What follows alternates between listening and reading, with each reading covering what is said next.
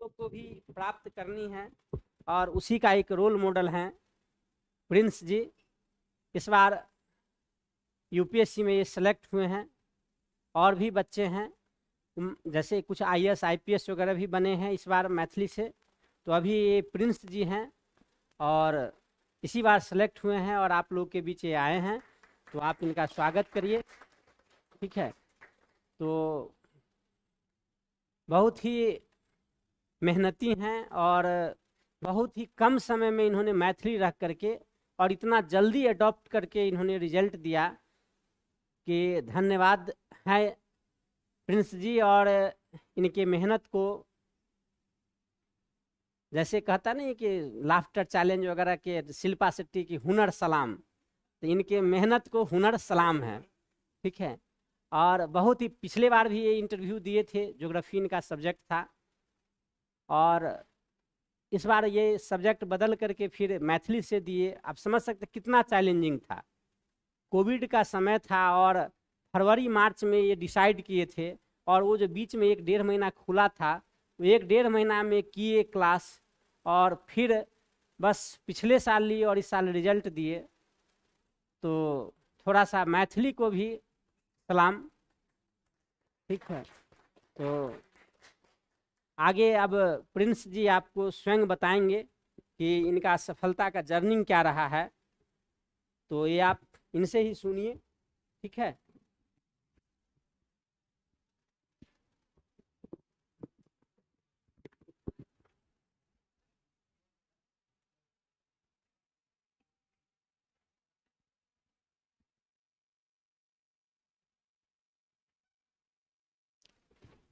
Hello.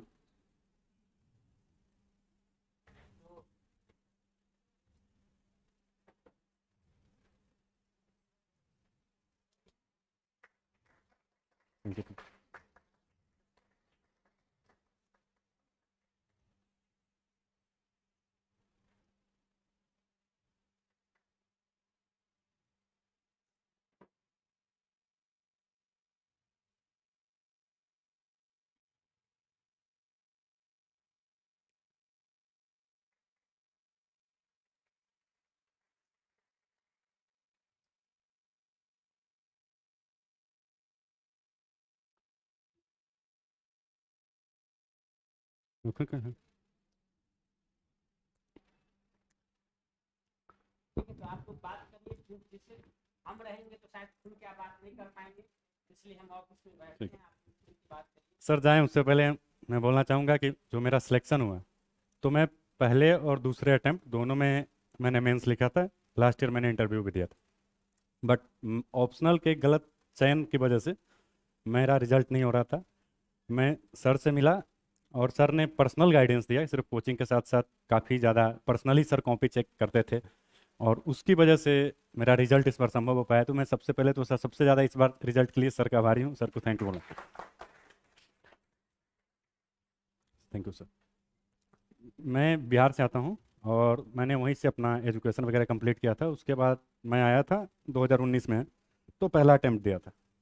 मेरा prelims हुआ but mains नहीं हुआ, क्योंकि मुझे ऑप्शनल में उस बार बहुत कम नंबर आए थे। फिर मैं दूसरा अटैम्प्ट दिया, मेरा इंटरव्यू कॉल आया, बट फिर सिलेक्शन नहीं हुआ क्योंकि ऑप्शनल में नंबर नहीं आए थे। तो हिंदी मीडियम में सिलेक्शंस के लिए ऑप्शनल बहुत डिसाइडिंग फैक्टर है, और मैंने देखा है कि काफ़ी सारे लोग जो गलत ऑप्शनल ले लेते हैं, मैं खुद भी उसको देखा हूँ, तो उसकी वजह से सिलेक्शंस नहीं होता है। और मैथिली इस मामले में बहुत बेहतरीन ऑप्शनल है, क्योंकि सर बताया जैसे कि कोविड की वजह से मेरा क्लास ख़त्म नहीं हो पाया था और मेरा लगभग 50% सिलेबस बाकी रह गया था। फिर जब प्रीलिम्स का रिजल्ट आ गया और मेंस के बीच में लगभग 2 महीने का समय था, मैं इसी बीच में सर से मिलके नोट्स लेके पढ़ा और लगातार सर से मतलब अपनी आंसर राइटिंग की कॉपी वगैरह चेक कराई। तो मैथिली के साथ सबसे अच्छी बात यह है कि इसमें आपको ना अपने तरफ से ज़्यादा कुछ करने की आवश्यकता नहीं होती। जो सर करा देते हैं बस वही सत्य है यहाँ पर। लगभग मुझे लगता है कि इस बार जो पेपर आया था उसमें लगभग 480 नंबर के सवाल ऐसे थे जो सीधे सीधे नोट से आ गए थे। तो इस वजह से जो था सिलेक्शन संभव हो पाया, क्योंकि लास्ट ईयर मैंने जब इंटरव्यू दिया था और इस बार बहुत कुछ बदला नहीं, बस बदला तो ऑप्शनल। तो वो एक अच्छी चीज़ रही है और इसकी वजह से रिजल्ट वो पॉसिबल हो पाया। दूसरी चीज़ ये है कि जो हिंदी मीडियम में रिजल्ट्स हैं, काफ़ी सारे लोग हिंदी मीडियम के होंगे, तो वो काफ़ी नीचे जा रहा था। और उसके पीछे एक बड़ी वजह जो मुझे नज़र आ रही है वो है प्रीलिम्स को लेकर। तो मुझे लगता है कि जो हम मीडियम से ज़्यादा अगर प्रीलिम्स पे फोकस करें ना तो रिजल्ट शायद अच्छा आ सकता है। बाकी मुझे अभी नहीं समझ आ रहा है कि मैं आपसे किस बारे में बात करूं, तो आप अगर कुछ पूछे तो मैं ज़्यादा बढ़िया ढंग से बात कर पाऊँ।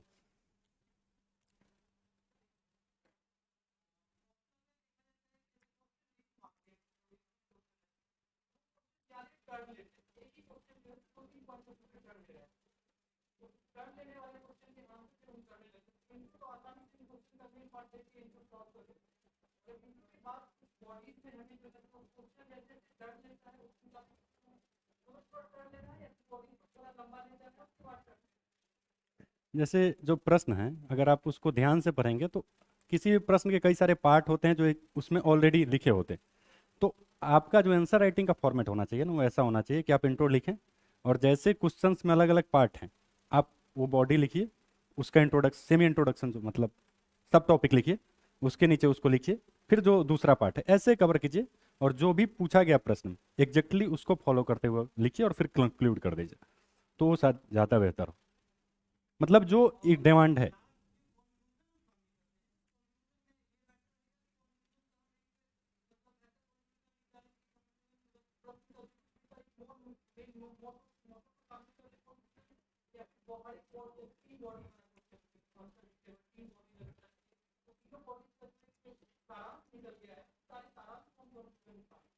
जैसे इसमें क्या है ना, जैसे अब जीएस का आप आंसर लिखते हैं तो उसमें अलग रणनीति है। जीएस में जनरली हम क्या फॉलो करते हैं कि आप जो उत्तर लिख रहे हैं उसमें आगे जो वे अहेड होते हैं, कोई प्रॉब्लम है उसके पीछे कॉज क्या है, चैलेंजेस क्या है, इस तरह की चीज़ें। तो कंक्लूजन करते वक्त हम जनरली आगे क्या सुझाव है उससे कंक्लूड कर देते हैं, या किसी संस्था की कोई रिपोर्ट हो इस तरह की कोई चीज़ तो उसको। मैथिली ऑप्शनल में क्या करते हैं। हाँ हाँ, देखिए जो डिमांड है वही आपके कंक्लूजन में भी झलकना चाहिए, ताकि ये ना लगे कि आप क्वेश्चन से भटक गए हैं, क्योंकि कंक्लूजन लास्ट है तो उसका असर मार्क्स पे पड़ता है काफ़ी। Thank you.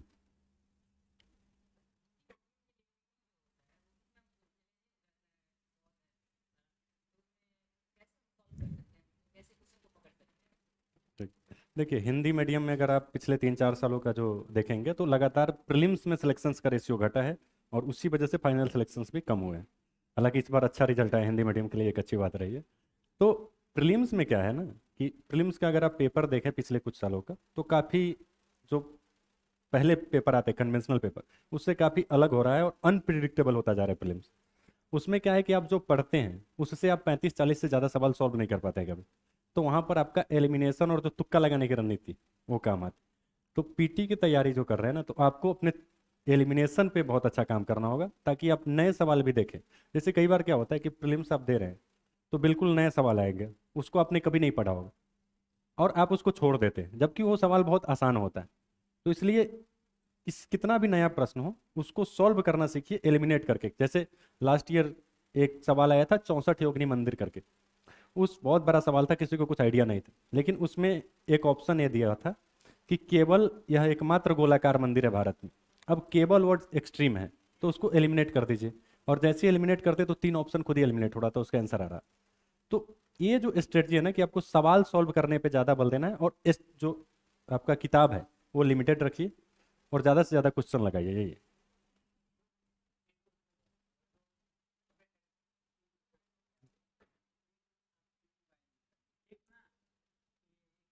लाइव है न्यूज का। अच्छा अच्छा। तो इसी में ना ये कर लेते हैं, यहाँ का प्रश्न पूछते एक रहिएगा। मिनट एक मिनट। हेलो। घर से ही है, कोई दिक्कत नहीं है। ठीक ठीक ठीक, ओके। तो एक कर लीजिए, ज्वाइन कर लीजिए।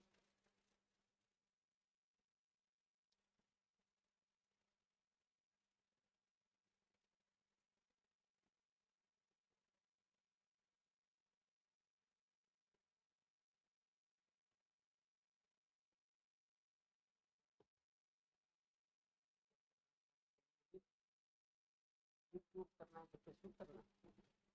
पता नहीं क्या है, यूट्यूब ही करेंगे। फोन नंबर यार अभी इसमें तो हेडफोन चाहिए होगा बात।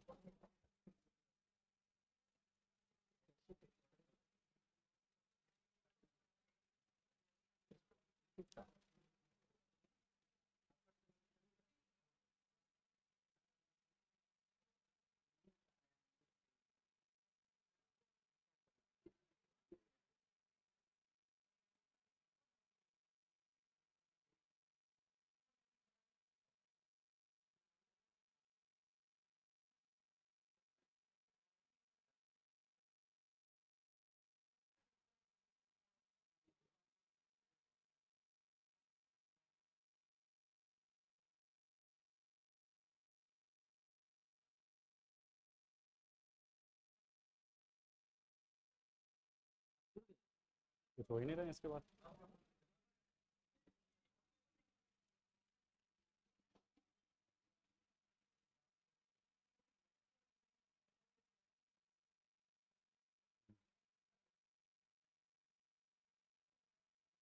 यही